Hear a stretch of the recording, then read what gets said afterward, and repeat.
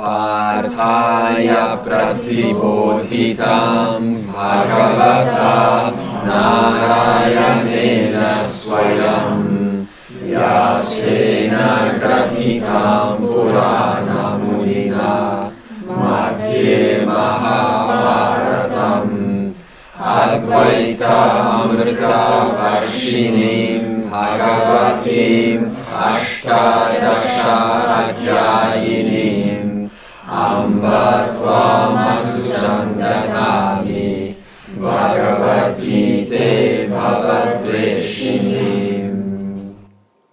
O Mother, Bhagavad Gita, I repeatedly meditate on you, who are the 18 chapters in the middle of the Mahabharata, composed by the ancient sage Vyasa, taught for the benefit of Partha, that is us also, by the Lord Narayana himself, the goddess, the shower of the nectar of Advaita, the enemy of rebirth, and the bringer of this knowledge.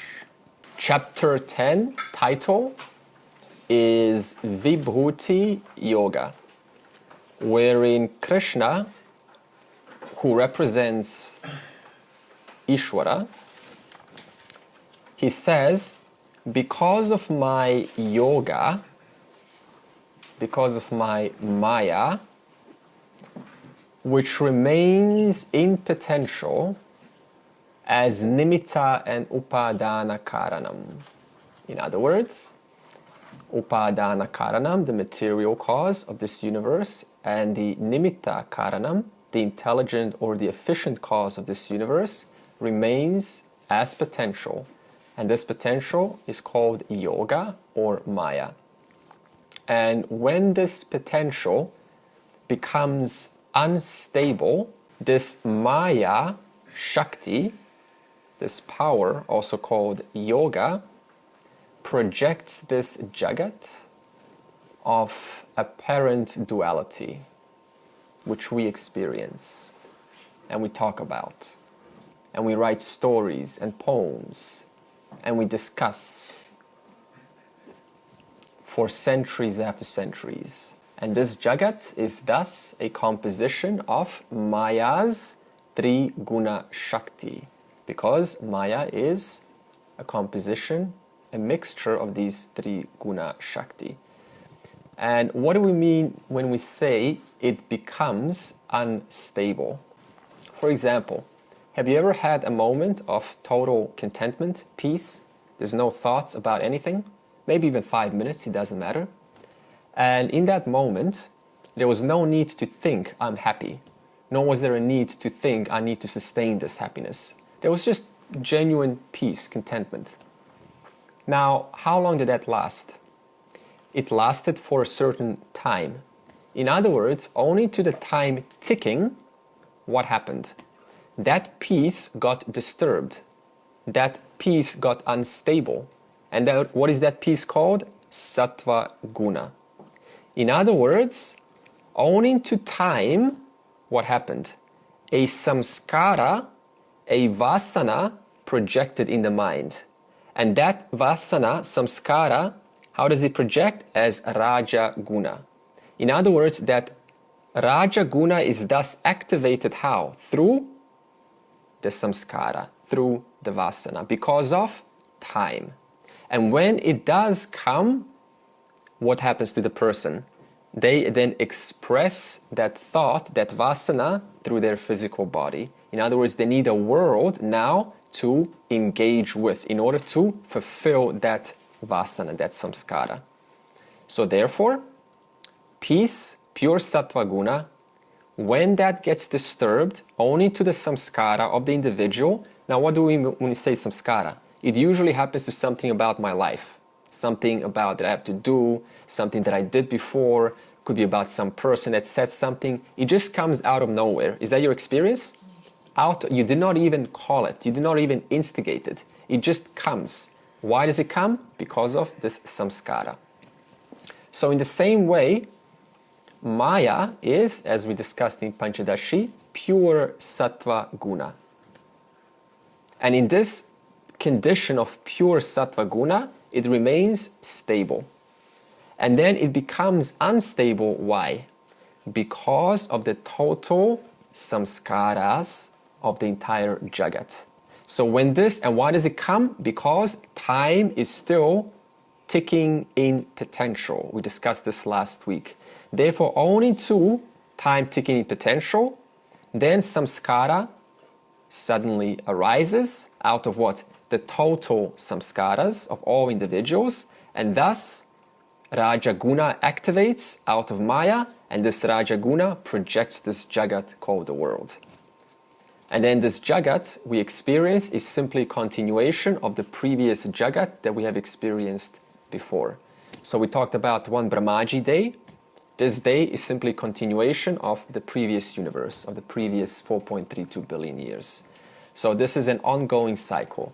A mass dissolution for a moment, for one Brahmaji night, it rests for 4.32 billion years. Again, it projects. Why does it project? Because total samskaras agitate the sattva guna, and thus Rajaguna projects the universe. And then we experience this universe again. Therefore, Arjuna is now a tourist. He's on a bus. And he's going through this world of Jagat, which is made up of various vibhutis. What are vibhutis? They're manifestations. So the total manifestations called vibhutis make up Jagat. And what is this Jagat? A projection of Maya's Raja Guna Shakti, owing to the unstable condition caused by total samskaras. And what kind of things will now Arjuna see? We will now see as we continue going through the verses. Mrityu sarvaharashchaham udbhavascha bhavishyatam kirti shrirvakshanarinam smritir medha driti hikshama. I am death that takes away everything, and I am the cause of prosperity of those yet to be.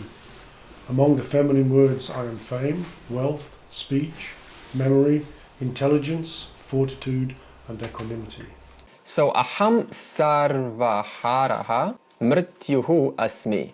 So mrityu is the one who puts an end to something. So there are two types of death. The first one is dhanahara, and it is the death that takes away your wealth. That means your title, your position, anything that's important to you, it takes it away. So sometimes a business owner will lose everything. That means that is dhanahara. And there is also pranahara. This takes away our life. Whereas mrityuhu is sarvahara. Sarva takes away everything, swallows up the whole universe. This means at the time of the mass of the samashti pralayam, the whole universe goes back into potential. And we also said previously in verse 29 that Lord Yama, he enforces discipline for those who violate dharma. So whenever someone does something that is injurious to the society, then who is it that comes? Lord Yama. How? For example, the police force. In other words, the principle which puts an end to injury to the society is called Lord Yama. Whereas Mrityuhu is the one who puts an end not only to the adharmic people, but puts an end to the entire universe. Even puts an end to Lord Yama himself. So that's Sarvahara. Therefore, Krishna says here, I am in the form of a destroyer called Rudra. And at the time of Samashti Pralayam, I swallow up everything. And then Udbhavascha Bhavishyatam. There are two desirable ends for every human being. And every human being is not an exemption from these two desirable ends. The first one is Udbhavaha, which means that which happens in a desirable and pleasant way. Plentiful and desirable way. So this includes things like pleasant experiences or comfort. And it includes dharma, artha, and kama. So anyone could use a little bit of artha, kama, and dharma. And the second desirable is moksha, that which is most desirable. Of course, if the individual does not know what's the implications of moksha, then they won't find it desirable. They'll go back into either dharma, artha, or kama. And then the verse says, I am the prosperity, says Bhagavan, to those who are yet to taste dharma, artha, and kama. So this means that prosperity belongs to Ishwara. This means whatever prosperity you and I have in the future, which we are yet to taste, which we are yet to say, wow, I'm so lucky, yes, thank you. That prosperity belongs to Bhagavan also. Therefore, we cannot even own our prosperity that we try to claim in the future. For example, all of the punya, karma that we have, that does not belong to you, nor me. Why? Because Bhagavan is the one who is the capacity to gather punya and particularize it to one single individual. For example, Bhagavan never mixes up Dev's and Rani's punya papa. So, I forgot, who deserves the punya, who deserves the papa, right? In other words, Bhagavan keeps perfect track of everyone's punya papa karma. So that principle to gather that punya and particularize it just to one person, that is also because of Bhagavan. Therefore, we cannot even own our own success. We need to also offer that to Bhagavan. Kirtihi shrihi vak cha narinam smrtihi metha drihtihi kshama. Okay, this is going to talk about various devatas. Now, last week I said I'm going to explain what a deva or a devata is. When we say deva, it refers to a masculine form of a deity, and a devata is a feminine form of a deity. So if you just say the word deity, that includes both deva and a devata. So what do we mean when we say various devata? Like everything in this universe is just devata. For example, you've got Lakshmi devata presiding over wealth, Parvati devata presiding over Shakti, we've got Saraswati devata presiding over knowledge. You're like, what does this mean? Why so many devatas for everything? When we say that everything in manifestation is associated to a deva or a devata, what we mean is that everything that exists is governed by intelligent laws. That means there's nothing here that is not governed by an intelligent law. And it interacts intelligently with the surroundings, with the environment. For example, the earth rotates around its own axis. Now, if you were to stand in the middle of a room and I say, please start rotating, that would require intelligence, would it not? Because to rotate around your own and not wobble around the room requires actually stability. I need to just rotate around one single access point. So that alone is also intelligence. Or the fact that the earth rotates around the sun is also intelligence in the way that it does. In other words, it doesn't go off, into some other planet out there. So it stays around a certain axis. So that also is nimitta karanam, an intelligent cause, coordinating the relationship between earth and sun. Or for example, when your skin is punctured, then what happens? The blood vessels contract, and then proteins get released to seal the wound and it forms a clot. So this means one single cut, immediately what happens? A series of intelligent causes start to take place immediately. And we don't do any of that, do we? It happens automatically. So this means even at the body level, the stula sharira, even that has an intelligence of its own. And we don't even need to do anything about it. Or if you take the thermodynamics first law, just for simplicity, it says that if you put heat into any system, then that heat, some heat will stay and some heat will leave. So you say, okay, well, so what? But the question is, what dictates how fast that heat leaves or how much of that heat stays? So the speed at which it evaporates or the quantity at which remains, of course, that would depend on how conducive the material is. But that also is an intelligence of its own. So you can call that thermodynamics first law devata. Earth access devata. Earth around the sun devata. Skin repair devata. Immune system strengthening devata. Therefore, what is a devata? All laws in this universe are various aspects of Ishwara's nimitta karanam. And these laws we call deva or devatas. Therefore, from now on, whenever I say deva, and you say, oh, who's this Lakshmi and Saraswati and so on, all we're talking about is what? A law from a certain angle representing a certain possibility of knowledge, Saraswati, possibility of Shakti, Parvati, etc. So then the verse now begins and it says, among the female devatas, in other words, among the feminine gender words, these are all feminine gender words, who am I? Says Ishwara, I am kirtihi. I am fame born of dharma. In other words, all of that fame that you have because of virtues that you've put out into this world, because of good things, like good acts, that also belongs to Ishwara. Therefore, any possibility of mass recognition, when we get it in a society, that possibility is because of Bhagavan alone. So even that is my glory, says Krishna. Shri, for example, when we say Shri Krishna, what does the word Shri mean? Everything that is desirable, the most desirable. So if you think of Shri Krishna, then Krishna is the most desirable. There's nothing more desirable than Krishna. Why? Because Krishna represents that which is limitless, Ananda, infinite. And then Vak, which is speech, should be good, which means hita. Speech should be pleasant, priya. And speech should be truthful, satya. We can also use our speech two ways. Our gift to speak, we can use it for either spreading fear, causing more chaos in a society, spreading disinformation for our own ends, or we can use that same capacity of Vak to inspire, to bring peace, to teach using researched knowledge. So this means both ways are also belonging to Bhagavan.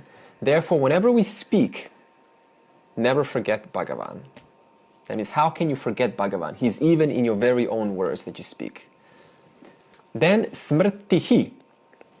Smrtihi is the capacity to remember good advice when needed. Most of us sometimes get advice and we forget it when it is most needed. So that ability to say, wait a minute, here's what should be done. Here's how to deal with this. That capacity, if you enjoy that, that is also Bhagavan's. And how do you improve this capacity? That's a more important question. How do you automatically call forth the advice needed in the right situation at the right time? Through practice. It is useful to have a list prepared what to do in case of an argument. Because you know, in your experience, once an argument comes or there's tension, the last thought that arises is how to, let me look some advice. What happens? The person resorts to their default methods. So one of the things that I've done in my life, and it's extremely useful, is you have your phone, obviously, and on your phone you have a little list, and you call that like a text file, and you call that emotionally disturbed, ? Negative thinking, ? So that's your file. And in that file, you put methods which you think of how to resolve, how to forgive, how to come back to a state of peace. So in other words, next time when a person is in an argument, what they do is, I literally did this for about 5 years. I was having some tension with a customer or someone, and then, well, I don't know how to deal with this because emotion comes, it's too late. So immediately I pull my phone out, 1 second, I go, okay, do this exercise. Okay, so just like me, this person is trying to be happy. Okay, so we're equal here. And then I immediately know what to do. And then the whole tone of the conversation changes. So it is extremely useful to have something prepared because the mind is not thinking about solution mode when it's already in that spin, when it's already caught up in an argument or some tension. Okay. Therefore, how to remember something that is useful? By practice. How do you do that? By having a list available at your disposal, ready to go. Then medha.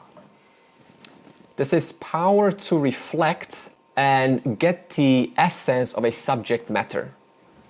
So that ability, when you read something and you go, aha, I got it.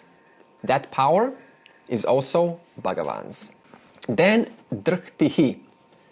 This is perseverance or fortitude.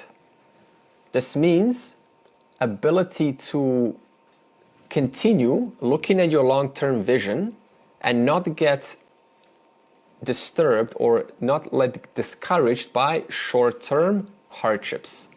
So when something happens in the short term, then we usually give up. So that ability to continue despite discouragement, something's not working out, I'm not getting as much as I would like to, or I'm not healthy as I want to be, or I'm not learning as much as I could, I'm not remembering as much as I could. The ability to persist through those discouragements, through those moments, is driktihi. Paramarthananda, he calls this being a samsara rubber ball. So learn to be a rubber ball in this world. In other words, you bounce right off. People try to kick that situations happen, but I bounce right off. Back to where I started. Instead of sticking, that's what we often do. We stick and then we get attached to something and it's hard to pull away. Therefore, be a samsara rubber ball. Kshama, it's often translated as forgiveness. However, it's more accurate to think of it as a capacity of not getting disturbed. In other words, the mind remains equanimous whether something pleasant or unpleasant happens. If a person gets criticized or they get praised, the mind remains, or it doesn't undergo significant changes. So that ability to remain equanimous despite tensions in family, in the world, and the mind just remains on its vision, that is also Bhagavan's. So remember, next time you use your vak, your speech, to talk, to say something, to explain something, or you exercise your Shri, your greatness, in some skill that people find impressive, never forget Bhagavan. Because it is only because of Ishwara that those two are possible.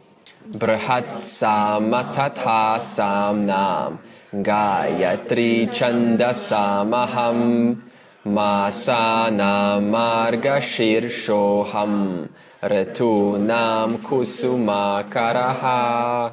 So too, I am the Sama. Brahat Sama? Brahat Sama among the Samas. Gayatri among the meters, among the months.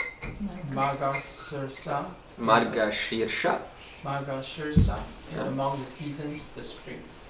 Brahat Sama Tatha Samnam. Among the Sama Veda mantras, I am a mantra called Brahat Sama. And this particular mantra is extremely melodious and auspicious because it glorifies the infinite Bhagavan. Now, Aham Gayatri Chandasam. Among the various meters of chanting, I am the Gayatri meter. And the word Gayatri has two meanings. I will give you both. First, the Gayatri meter. So there are many meters in the Vedas. For example, you got the Anushtup, you got the Trishtup. When we chant the Gita and it's a different meter, it changes? That's called Trishtup. This meter that we're chanting is called Anushtup. So therefore, every meter has a certain way of being chanted. If you take the Anushtup meter, the one we're doing, it has 4 padas, which means 4 lines, and every line has 8 aksharas, which means syllables. So if you times 8 by 4, you get 32 syllables in total. Therefore, every single verse that we chant has 32 syllables. Now, what about the Gayatri meter? That has 3 padas. Pada means lines. And every line has 8 aksharas, 8 syllables. Therefore, 3 times 8 equals 24 syllables. For example, let's take the Gayatri-Mantra.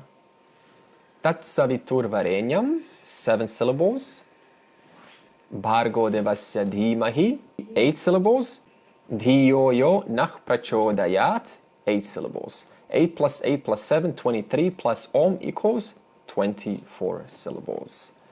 Why is now Krishna exalting Gayatri meter over other meters? Because the Gayatri meter is the first meter in the Rig Veda, and every devata, which we just spoke about, has a Gayatri meter attached to it.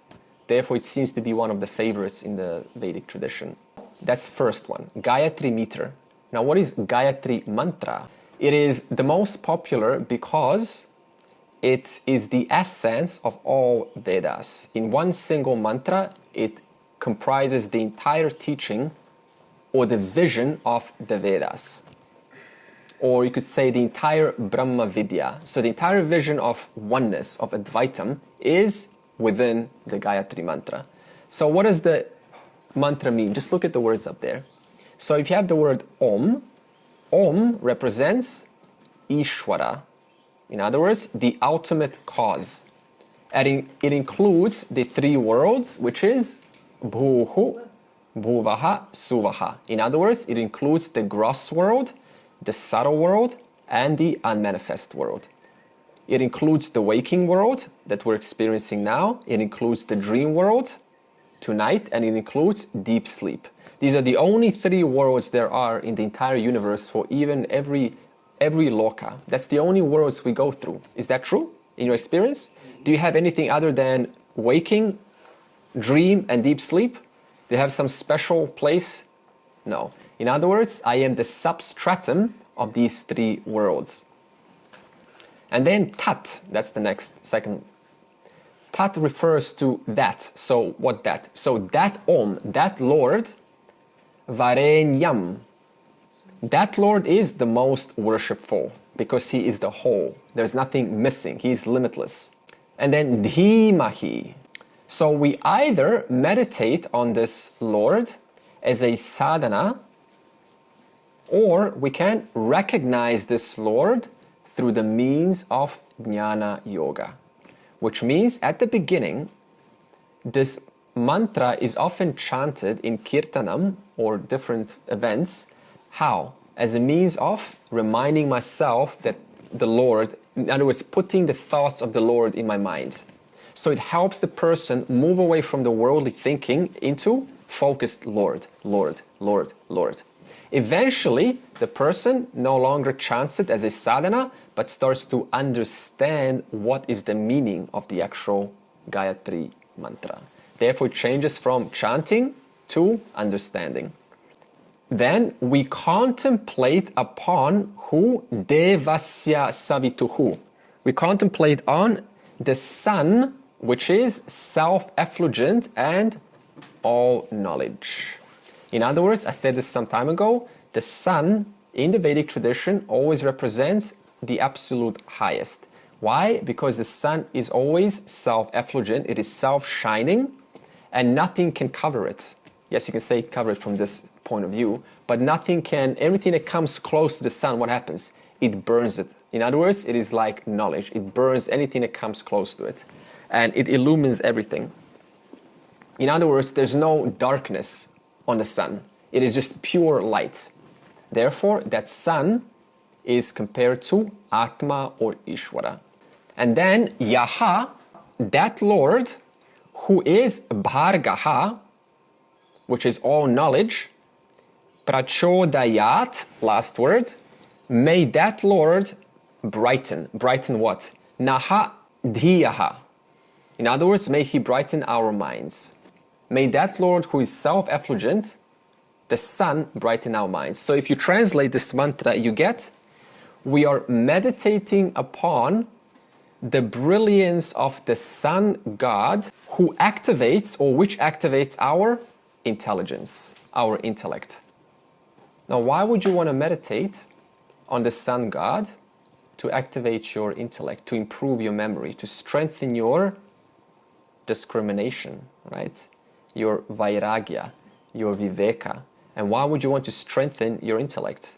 So that I can contemplate on Atma, Anatma, Viveka, on discriminating the real and the unreal. Therefore, this mantra is meant to be chanted for the sake of sharpening one's intellect, one's memory, one's capacity to hold and to reflect on everything that's being held and then convert it into real life, into actuality. That's the glory of the Gayatri-Mantra. And the other glory is it contains the essence of the entire Vedas. How did the Gayatri-Mantra come? Because the times were changing, therefore Raja Guna was coming, so people no longer had time to chant the entire Vedas. So Brahmaji, that means the creator, then created a 3-line mantra which summarizes a particular Veda. The first line of this Gayatri Mantra summarizes Rig Veda. The second line summarizes Yajur Veda. The third line summarizes the entire Sama Veda. Therefore, to chant this mantra is as good as chanting all 3 Vedas. It is also said, those who chant mantras and don't chant the Gayatri Mantra, those mantras are not as effective as they could be. Whereas those who chant the Gayatri Mantra that we just now done, then you don't need to chant any other mantras. As long as you understand the meaning of the Gayatri Mantra, it's not just mindless chanting. Aham masa nam margashir shaha. So among the 12 months of the year, I am Margashirsha. This is December 15th to January 15th. Earth-wise, it is a time to sow or to plant seeds, at least in Indian region, because it comes after the rainy season. And astrologically, it is a extremely auspicious time, that is December 15th to January 15th, for any kind of rituals or spiritual sadhana. And what most of us do at the end of the year? Holiday. Yeah. In other words, the person, by choosing to go on a holiday, they're throwing away one of the most powerful and effective times for any kind of spiritual sadhana. It's a holy day. Huh? It's a holy day. It is a holy month. So that's why every year I'll take a rest at December, because it's a good time for yourself. Or if you're traveling, then it is something that's spiritually related, some temples or some visits or something that involves appreciating the Lord's vibhutis. So next time if I ask you, how was your new year? Then you're probably going to say, well, I was home, or I was contemplating, or I was thinking, instead of I was in Hawaii and I was enjoying myself and all that. So don't throw this opportunity away. And then Ritu Nam Kusumakaraha. I am the spring among the 6 seasons, when people are most joyous and flowers blossom. So in the Vedic culture, we have 6 seasons, starting with spring, and then we have rainy season, monsoon, followed by autumn, followed by pre-winter, cold winter, and then summer.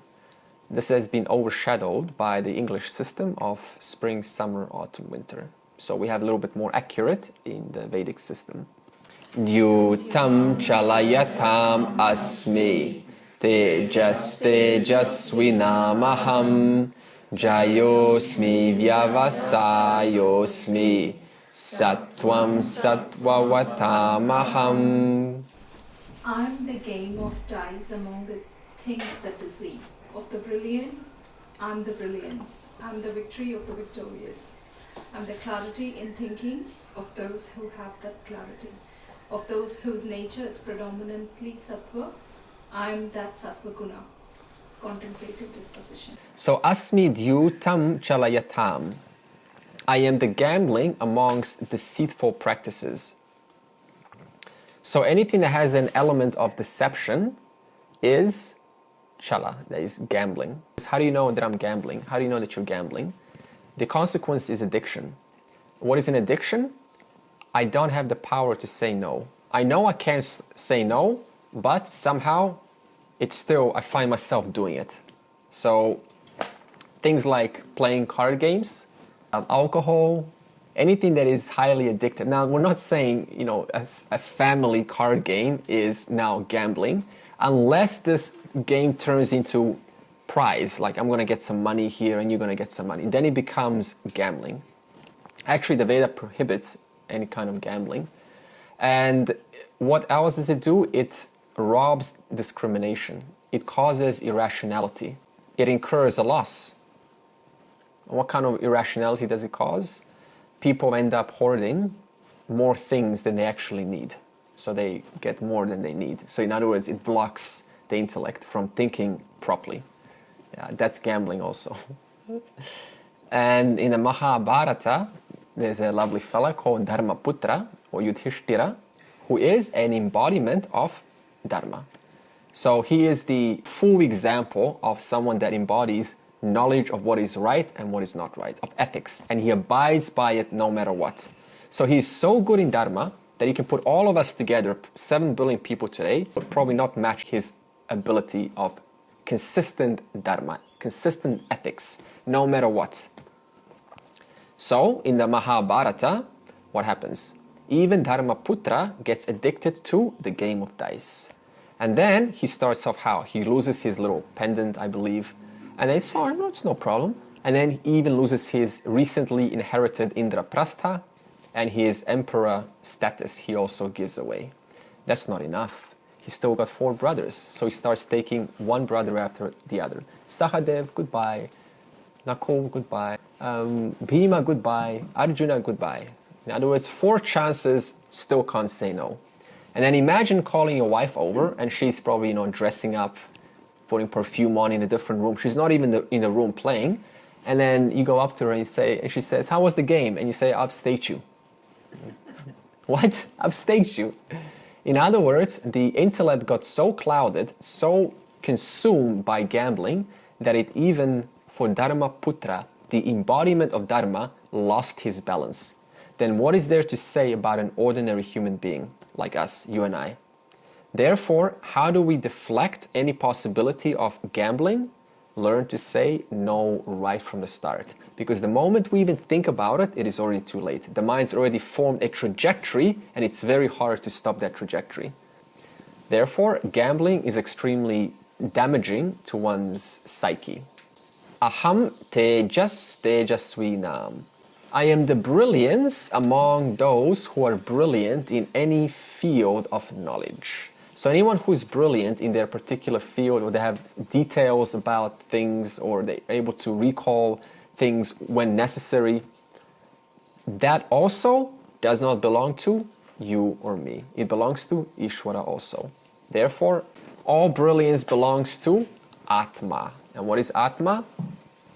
Awareness. All brilliance belongs to Atma alone, which is limitless in power and limitless in knowledge. Therefore, suppose that a person hasn't shifted their identity from the Antahkarana to Atma. So this means anytime a person says, this is my brilliance, is it really their brilliance? No. Why not? Because to say my brilliance, what am I referring to? To all of the knowledge that is inside the Antahkarana. But what is the Antahkarana? That is the mind. It is nothing but a sponge of the external environment. In other words, everything that I know has been sucked from one source, from another source, from the beginning of birth to the present. Therefore, any knowledge that I claim as mine is only borrowed from the outside, which I did not create. I went to people and I got that advice. I saw things and I got that knowledge. Therefore, any knowledge that I say, my knowledge, is actually not my knowledge. Because not only is the knowledge not mine, since the objects are not mine, but the very Antahkarana mechanism is also not mine, because the person did not create their own mind. And the second interpretation is, I am that brilliant discrimination which is able to say no to any tempting gambling opportunities. So whenever the intellect says no, just a little bit, no. That capacity, I also am. Jayaha asmi. I am the victory of the victorious. I am the success of the successful. So if a person ever thinks they're victorious or they're successful, remember, that is also not yours nor mine. That is also Ishwara's. Vyavasayaha asmi. In those who have clarity, because of the effort which they have put, which has led to their clarity, I am both the effort and the clarity. So how do you get clarity about anything? Putting effort and practicing.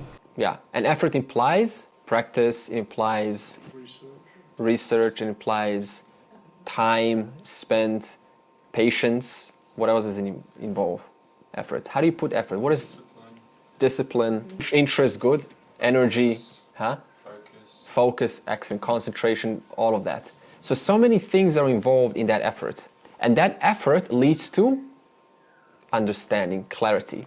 So now Ishwara says both the effort which you have put and the understanding which you have gained as a result of all of those effortful activities is also not yours. It's also not mine. It is also Ishwara's. Margot Fontaine, she was one of the greatest ballerinas. Someone asked her, how is it that you're so graceful in the way that you move? How is it so, spontaneous? And she said that behind this spontaneity and this grace that you see, it comes with years and years of grueling practice. In other words, we as spectators, when we see some clarity about something, like clarity, the definition of movement, the way the woman moves, or the way the person speaks, or the way they express themselves, all we see is that brilliance. But behind that brilliance comes years and years of grueling practice. Now, both that practice and that grace is not ours. That is also Bhagavan. So we also give that to Bhagavan. Sattvam sattvavatam. In the sattva dominant minds, I am sattva guna.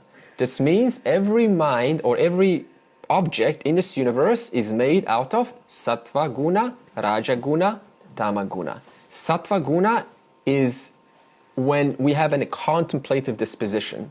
Whenever a person is thoughtful, they're a thinker, they like to think, they like to work with knowledge, they're attracted to information or to figure things out. That means the mind is sattva guna dominant. It also involves happiness. So whenever a person experiences happiness, that is a result of sattva guna. Now what about happiness like drugs, like meth or heroin or etc.? That is not sattva guna happiness, that is called tama guna, because any drug actually dumbs down the intellect, thus the person has no more issues in life. That's the first thing that happens. Now then why are they still happy? Because they will say they're happy. Because it releases dopamine. In other words, it releases a superficial chemical and it fills the body, thus the person is not experiencing any personal problems because the intellect is dumbed down. Same with alcohol. And two, the body is full of dopamine. Thus, it says, I'm so happy. So drugs have nothing to do with sattva guna. Sattva guna happiness is just general cheerfulness for no reason whatsoever. Why are you so happy? No idea. That's sattva guna. And sattva guna mind always eventually leads the person to contemplate about pursuing dharma. I want to pursue what is right, what is righteous, what is just. They always do the right thing. Even if nobody is watching them, they want to do the right thing. That is sattva guna. It also leads to a mind being attracted to moksha. Therefore, a mind that is tamasic or rajasic, they will not pursue or contemplate about dharma nor moksha. Only a sattva mind, a pure, peaceful mind, which has a simplified life, will think about dharma and pursuing moksha also. And then raja guna, that is responsible for energy. So whenever we feel energized in class, hopefully, and not sleeping, and we are ambitious about life in overall, that is the presence of raja guna. Therefore, you can't now say only sattva guna, please, because then the person will not have time or energy to study. To study, you need what? Energy. To be awake for 5 hours and focus, you need energy. So therefore, this is about balancing sattva guna and raja guna also. Otherwise, we don't get anything done. And the inclination that the raja guna leads us to is artha and kama. So whenever we see someone that likes to hoard or collect, or they like to pursue comforts, private jets, private boats, big houses, a lot of things in life, a lot of resources in life, money is very important, all of that is a presence of strong raja guna. Okay. So they're also important because without raja guna, I would not attain anything in life. Thus, I would not be able to study in comfort. I'll be worrying about the bills, etc. So therefore, it is also very important. Tama guna is dullness. In other words, this person with a tamasic mind neither has the inclination to pursue materialism, as in Rajaguna case, nor spirituality, as in Sattvaguna case. Why? Because they are blocked. And they're lazy. That's what laziness does. Now, what do we mean by tamaguna laziness? Do you know that laziness when we wake up and we want to just stay for 10 more minutes in bed? Are you thinking about knowledge in that moment? No. Are you thinking about activities in those moments? So I am neither sattvic, neither rajasic. I'm just lazy. I'm just in that moment of, I don't want anything. So you can even have the best knowledge right next to your bedside. You're not interested. You just want to spend a few more minutes in that nothingness place. That's called tamaguna. And that is also required, why? To sleep. Without tamaguna, we can't sleep. Therefore, we need to manage these three gunas, which we will extensively cover in the coming chapters of the Bhagavad Gita. And the Shastra also recommends to get out of tamaguna, we first pursue desire of materialism, and then we refine that desire into spirituality. You cannot go from tamaguna straight into spirituality. You have to first show the person, here's how you can benefit by being involved in the world. And then the person goes, okay. And then eventually they refine that into sattvaguna. Therefore, it's a process. So if we now put this in order, how does one pursue, or how is one victorious in their spiritual pursuit? They first come to spirituality with a sattva guna mind. So usually this comes from the yoga world. They've done a lot of sadhana, a lot of breathing, a lot of prayers, a lot of kirtanam, a lot of chanting. So they are extremely primed. Their mind is already sattvic. That's the most perfect mind to pursue self-knowledge. Then they do what? They apply effort. In other words, vyavasayaha. So after the mind is sattvic, only to their prior sadhana, they apply effort. What kind of effort? In line with the Shastra, the Bhagavad Gita, as we're prescribing. And that leads to jayaha, spiritual victory. And more importantly, any spiritual victory that we have that causes us to go, I am so lucky to be having been exposed to this knowledge, remember that is also not yours. Also give that to Ishwara.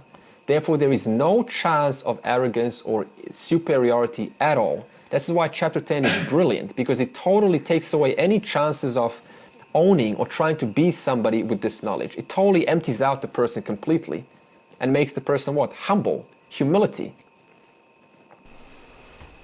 So when you're meditating, are you tamasic or? Meditation requires sattva guna, but also to stay upright, you need a certain amount of raja guna. Tamasi, you've got to sleep. Because you're not doing anything. Nothing, you've got to sleep. I know what you're getting at. That's not meditation. Then the person will be inclined to go to bed if they don't want to do anything. Yeah.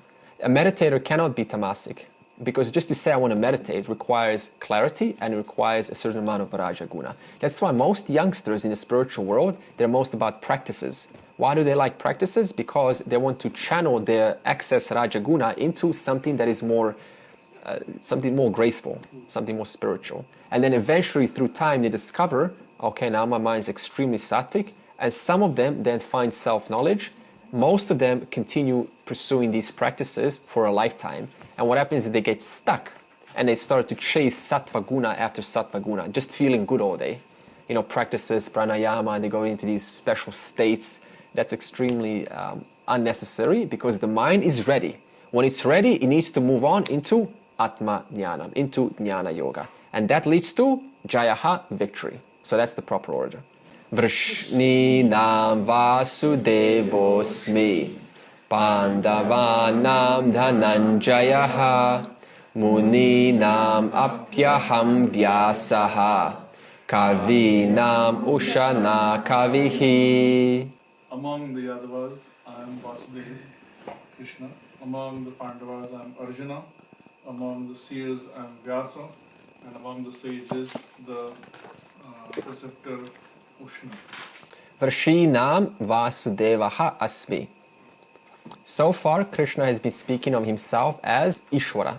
Now, Krishna speaks of himself as an avatara with a physical body.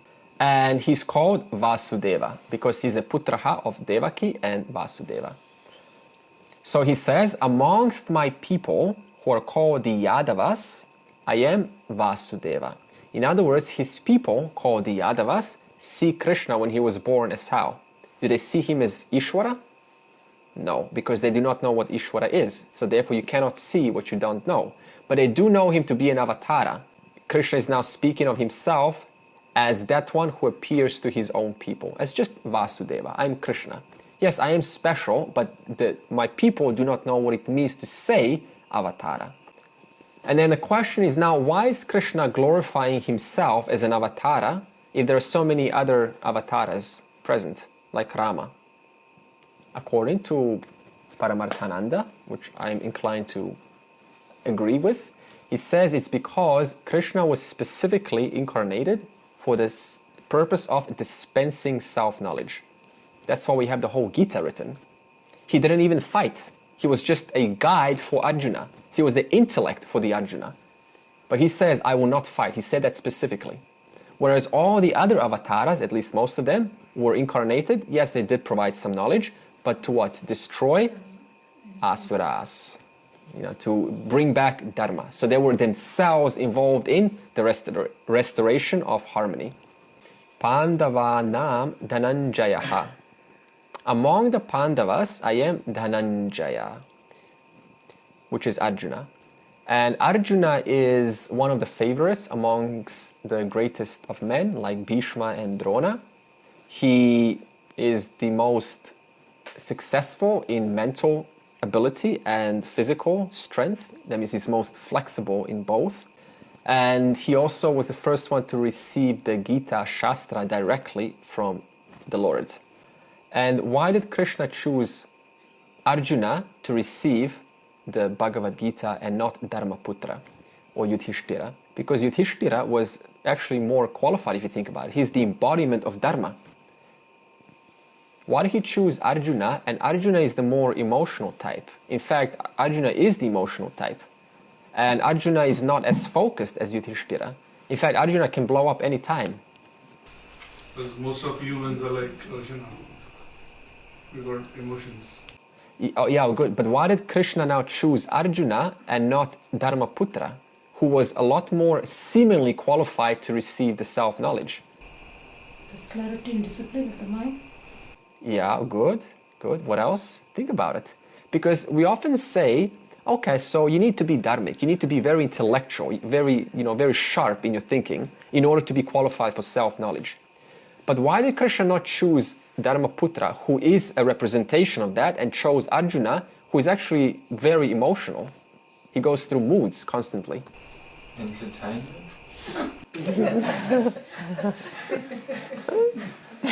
No, that's a good guess. Good teaching too. Huh? Yeah. A lot of sattvic qualities. A lot of qualities. He was ready to listen. 100% correct. In other words, Arjuna did what? He asked. I'm ready. I want to receive it. I may not be as sharp as Yudhishthira. I may not be as dharmic. I may be an emotional person, but I want self-knowledge. So this means it doesn't matter if you are extremely seemingly qualified or extremely dharmic or extremely intellectual. It means nothing. All that matters is, am I ready to receive this knowledge? So this means an even emotional personality can fully succeed. Often we fall for appearances. We think, okay, if someone is very wise, they speak slow, they have this aura of wisdom. This phenomena, and then we fall for that so easily. They have clothes that represent purity, and they're like an enlightened person. And everything, and like beard, we so easily fall for appearances, and they're dharmic, and the way they speak is so graceful. This is it. They're the one. It means nothing. That's the point. Because one like Arjuna, who is a normal person, is actually the one who is qualified. Aham Vyasaha Muninam. Among the scholars and the seers and those who have the capacity to think and retain that knowledge, I am Vyasaha. And Vyasaha is the author of the 18 Puranas. He's the author of Mahabharata. and he is also considered to be incarnation of Lord Vishnu. And it is also said that all of the knowledge in the world put together does not even equal one fraction of Vyasa's knowledge. Not in terms of science, like what's inside the brain cell, but I'm talking about as in knowledge of the Upanishads, of the truth, of the existential truth. And he also brought together different Veda mantras which were dispersed throughout the region, because he saw that there's a time from Dvapara to Kali Yuga was changing, so he wanted to put them together into 4 categories for the sake of preserving them and protecting them. Otherwise, through the course of time, they will slowly get burnt, or they will get lost and they will have no validity. So he sensed that, or he thought that it's a good idea to also put them as a written work, because also the times started to make the person lose their memory. Today we don't have very good memories. Back then we used to chant the Vedas. Everything was remembered. It was oral. And today our memories are like hardly used. So all of this was seen, and thus the Vedas were compiled in a written format. And the rule was that every family in India was to get one Veda of those 4. For example, I have the Rig Veda, for me that's my study. And you would study that and then pass it on to your next generation, your family, for the sake of preserving those Vedas and continuing that tradition. It also makes the studies of Veda more accessible and easier, because if you just take one Veda, it's all there. You don't have to look around, so it saves you a lot of time. And it takes 12 years to study one Veda. And why is it called Veda-Vyasa? We often call him Veda-Vyasa. Why Veda? He didn't write, he brought it together. And thus it tells us that he is Veda-Vyasa, which means without Veda-Vyasa, all of this knowledge would not be accessible. We would not be in this class, we would not have the Upanishads, we would probably be depending on alternative methodologies, and so that would be, a loss. However, we have owning and thanking to Veda-Vyasa, we have this knowledge today. He also wrote the Brahma Sutra for the sake of tackling opposing views. In those times, Buddhism was extremely prevalent. So Shankara also, he used to travel around India. He was one of the most argumentative Indians. He used to travel around India and basically have these conversations to try to break down the other system, to show how the Vedic vision stands strong. It cannot be destroyed no matter which way you attack it from. So in the same way, the Brahma Sutra was using the same principle of tackling other views. In this way, the Brahma Sutra addresses these potential doubts and establishes the Vedic vision as non-negatable. It cannot be destroyed. It is also said that Adi Shankara is an incarnation of Lord Shiva, and Vyasa is an incarnation of Narayana, but also Vyasa is called Badarayana. How did he get this name, Badarayana? He used to study under the Badara tree, which is also called the Jujube tree or the Indian bear tree. So people saw him under this Badara tree and they then started calling him Badarayana. And thus he wrote Badarayana Sutras, which are also called Brahma Sutras. Kavi Nam Ushana Kavihi. So Kavi is the one who sees the past, the present, and the future. So it's the one who has ESP, extrasensory perception. So Krishna says here, among such Kavi seers, I am Ushana. Who is Ushana? He is the guru of all the asuras. Now the asuras are power hungry. So imagine being a guru to a power hungry student. What would that result in? They would not listen. Right? They will count, but they will not listen. Because what is a power hungry person? Rajaguna. So they're always thinking, how can I use this for myself? How can I commercialize this? How can I disagree with this? However, more importantly, he also wrote a very important work on ethics called Shukra Niti, which tells you exactly what it means to follow a life of ethics, a life of what is right. For example, a composition which lets you know things that you should never reveal to other people. For example, Don't reveal your age unless asked, right? Or don't reveal your problems to other people unless there's an agreement to talk. Because revealing problems to other people does not help the person, and it also contaminates the other mind with problems of my own. That means I trigger their own mind now because I'm sharing my problems. And it's also said it does not cure if you just share it.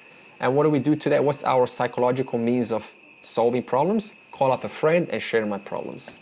In other words, I am illegally contaminating, not illegally, but I am contaminating another person's mind with my own problems. And I'm supposed to be relieved. So in other words, it's a win-lose situation. Dando damayatam asmi, nitir asmi jigishatam, maunam chaivasmi guhyanam, jnanam jnanavatamaham. I am the discipline of those who enforce discipline. I am the justice of those who want success, and I am silence among the secrets. Of those who have knowledge, I am that knowledge.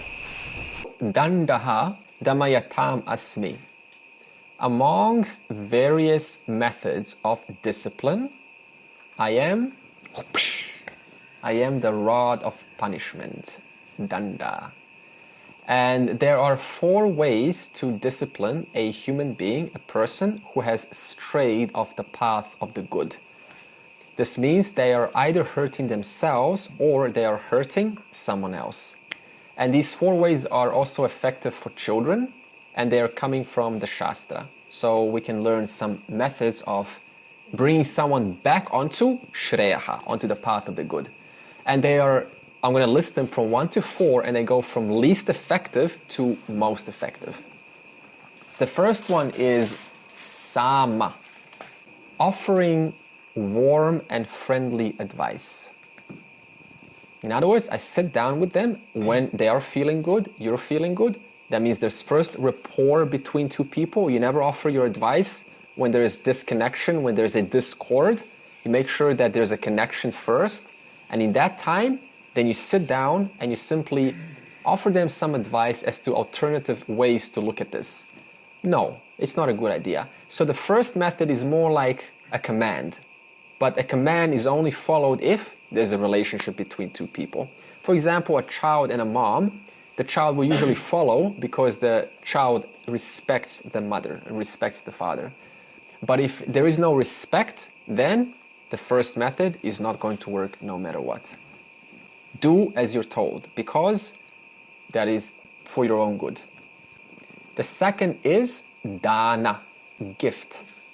Now, why would you want to give a gift to someone who is not following the rules? What would be the reason for that?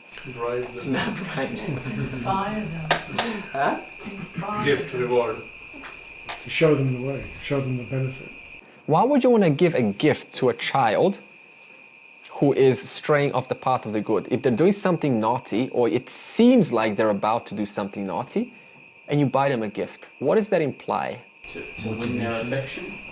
Distraction? Much better. Excellent. In other words, when I buy a gift that the child relates to, you don't just buy any gift, then I take their mind off that which they are attracted to. I bring their mind back onto something else. So I redirect their mind onto something that is more useful. For example, one method is to buy them something they can work with their hands, something that expands their mind, not just an iPad, because that's what parents do today, and they just give the iPad and the child loses itself into that iPad. So give something to the person that they will engage with, that they will want to just almost get addicted to, because they will keep the mind solidly focused on this gift and not onto that potential damaging circumstance. That works well with dogs as well.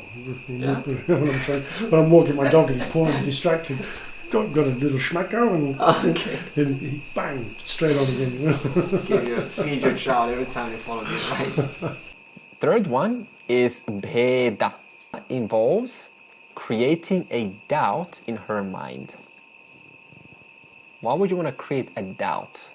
Because is it not true that we only do those things which we have no doubts about?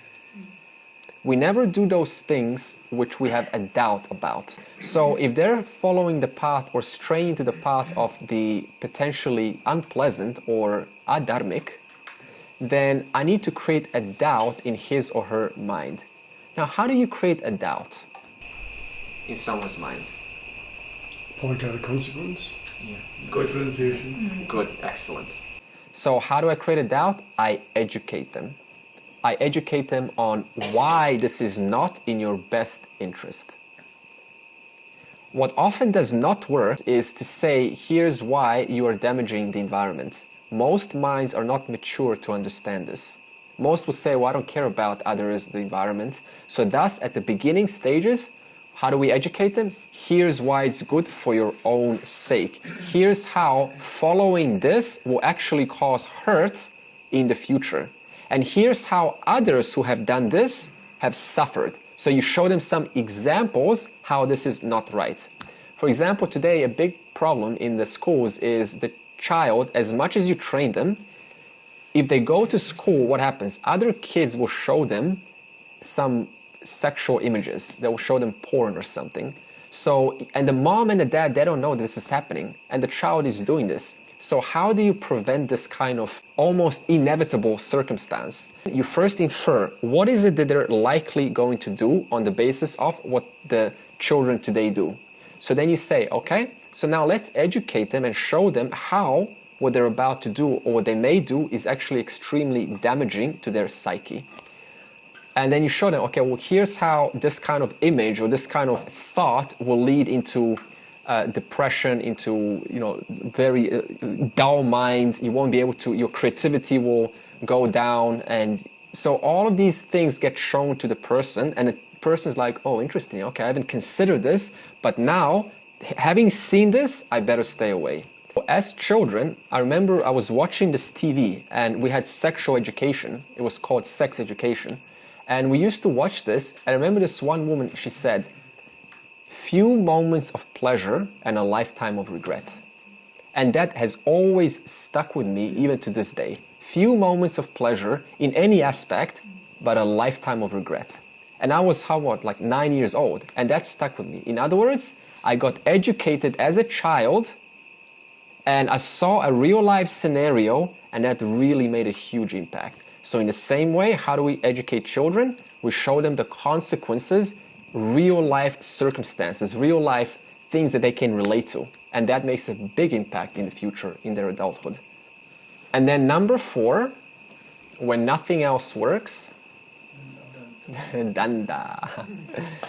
In other words, we need to use punishment to deter from this behavior repeating again. Repeating a wrong action that can only escalate and get repeated next time. How do you not punish? The first is to use humiliation. This means the person gets embarrassed because it damages the person's psyche. In other words, it builds resentment and thoughts of revenge because they've humiliated me. So that is not how to punish. Another way not to punish is to set unfair guidelines. Just to put a big consequence, like you're now grounded for 10 days. A mind cannot handle that. So therefore, one should never set unfair or unreasonable punishments onto a person or a child because they're simply not trained to handle it that much. So then how do we then set punishment or consequences? By putting a small scale, and then next time we increase that scale, and then next time the scale of that punishment increases. So for example, you're now grounded for 1 day. Next time this happens, it will be 2 days. Next time it will be 3 days. So there's a gradual build-up. That way the person knows there is a consequence that will increase in its quantity every time this is repeated. Therefore, this avoids this damaging method of unjust guidelines. You cannot now, I'm going to now take away your computer forever. That's going to build what? Anger and resentment. And how do we punish? Incremental steps. We never go overboard. What happens often between a parent and a child is the parent says, next time this happens, here's the consequence. But the parent does not follow up. So what happens then? The trust between the child and the parent gets damaged. So next time, the words of the parents do not get as respected or as followed as they could have been. So therefore, it is very important, once the guideline is set, that the person follows through no matter what. Otherwise, over time, the trust is lost, it's broken. And then eventually the kid's no longer listening to the parent, or the employee is no longer listening to the employer. So this means there's a consistency in one's word. This is called integrity. Lastly, it is sometimes necessary to apply a spank. That means a physical contact involvement. In fact, there is a certain reality to, in the old days at least, when parents used to spank us, or it was even in schools we used to get a hit. In fact, I'm very grateful that this was actually the way, at least in my times, because when there's a spank or when there's a hit, it works immediately. It's like instant, okay, never again.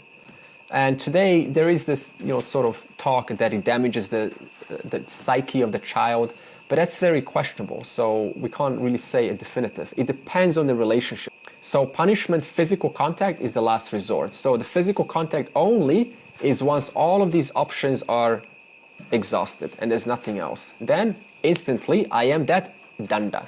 I am that rod of punishment which brings instant discipline.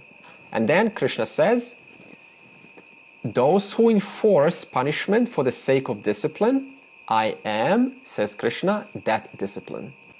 Nitihi jigi shatam. Amongst those who are victorious, I am nitihi, I am strategy or diplomacy, which leads to success. In other words, any kind of victory that you have gained through justice, that victory I am. In other words, you cannot call victory if it's done through cheating or lying. That is not victory. That's called a coward. For example, a country invading another country, which is called coup de main, or an invasion. What is an invasion? You attack without a warning. That's not victory. That's cowardice. So that's not what we're talking about here. We're talking about that victory which was gained through dharma, which was gained through proper means. That victory, I am also. Therefore, if a person ever has this opportunity to be recognized by a community or the masses because of something they've done well for the community or the country or for their family, remember, that victory is not yours either. That is also Ishwara's. Maunam cha eva asmi guhyanam. Among the various devices which are employed to maintain secrecy, I am the best device, silence. How do you maintain a secret? Through silence. Now, how long does a person maintain that secret? Depends on what? The secret. Okay, think about it this way. What kind of guna would you have to say something? Raja guna. So in other words, the more Raja guna dominant the mind is, the less capacity I have to hold a secret. Therefore, next time someone says, can you hold a secret? Can you really hold a secret? The moment you say no, that is great. But if you say yes, that is probably a no. Why? Because a person with a sattva guna mind is not interested in holding secrets, because it's a burden. Holding someone else's secrets is disturbing my own mind, so I don't want to hear your secrets. Therefore, can you hold a secret? Yes, it's probably a no. Most cases. Also, maunam means paramatma. That means I am that silence which witnesses the silence of sound, which means I am paramatma, the greatest secret. That's why chapter 9 is called Raja Vidya, Raja Guhyam, the king of knowledge, the king of secrets. Jnanam, jnanavatam, aham. of those who are privileged to Atma Jnanam, I am that knowledge, because of which the Jnani or the Jivan Muktaha enjoys one's freedom, or because of which the Jivan Muktaha is free. Therefore, even self-knowledge that a person enjoys or has assimilated, that is also not mine. That is also because of Ishwara. So this means whenever a namaskara is done to a jnani, then that namaskara is handed over to Ishwara, because a jnani knows this is not mine. This self-knowledge, which is clear and it's firm, it's nishta jnanam, it is not mine, because I borrowed this from the Shastra. And the capacity to assimilate this through my own effort and my own understanding is also Bhagavan's. Therefore, nothing here can I claim as mine. How do you hand over something to Ishwara? Because isn't it true when you hand over, it implies it's an object? So how do you hand over things to Ishwara? Surrender. You acknowledge. You acknowledge and say thank you, Ishwara, for the knowledge Surrender, you've yeah, given me. just surrender. So I acknowledge that it's Ishwara's glory, not my own. Okay, good. So that description is what a Virat or Vishvarupa Bhakta does. So when someone compliments a Vishvarupa Bhakta, someone who is yet to have firm knowledge, they would say, this praise or this criticism is Ishwara's nimitta upadana karanam. It is not mine. How does a jnani hand over anything to Ishwara? He can't. Good. Why not? Because Ishwara himself is knowledge. Excellent. So to hand over something contradicts the non-dual nature of reality. In other words, who is handing over what to what? To hand over implies Dvaitam. So what is there to hand over if all here is not two, all here is one? Therefore, a jnani neither hands over, because there's nothing to hand over, nor does he own anything, because both handing over and owning are both mithya. They're all anatma. And I am the presence because of which there is knowledge of handing over and knowledge of owning. That means they both have nothing to do with that very presence. About the Gayatri-Mantra, Lord Brahma created the mantra which is of 3 lines, and it represents 3 Vedas. What about the 4th Veda then? The what? The 4th Veda. Good. So the Atharva Veda is not included because it is mainly rituals. Therefore, it was not necessary. And Brahmaji expressed this Gayatri-Mantra through Vishwamitra, because he needs a vehicle, he needs a person. And therefore Vishwamitra, in the depths of one's meditation, starts to chant this mantra out. You just mentioned about time and space. Do you think there's anything in nature where it would be time is equal to 0? So everything is frozen in time and space. And that, does Veda talk about anything that if time is equal to 0, what happens with our karmas, actions and reactions? Yeah, the same thing that happens when you go to sleep. You simply, upon waking, continue where you left off. So there's no ending to anything. No one gets a fresh start from the beginning. And this person only gets out of this cycle when the sanchita karma and agami karma is burnt up through self-knowledge. Could you say that deep sleep or that time 0 is going back into potential before it then comes back awake and back into manifestation? It is always running. It is either running in manifest or it is running in potential. There is no time stopping, because the essence of time is to run, to tick, to go, to progress. Now some samskara comes, thus a new universe comes. Why? Because of time. And time is a potential in Maya. So even when the whole universe resolutes, it is still ticking in potential. Because then if it wasn't, then you would say, well, what instigates this new world? Because it can't be Brahman, because Brahman is free of time and space. So it is Maya itself, which is also inclusive of time.